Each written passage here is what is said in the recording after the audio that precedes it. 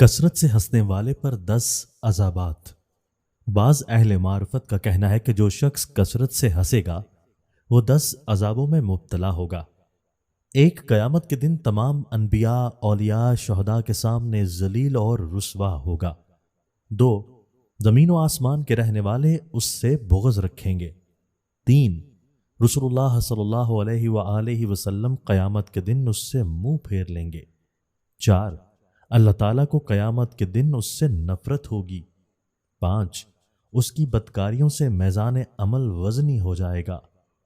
6، صراط پر 40 سال تک کھڑا رہے گا۔ 7، فرشتے اس پر لعنت کریں گے۔ 8، شیطان اس سے خوش ہوگا۔ 9، اس کا دل مر جائے گا۔ 10، اس کے چہرے کی رونق جاتی جائے گی۔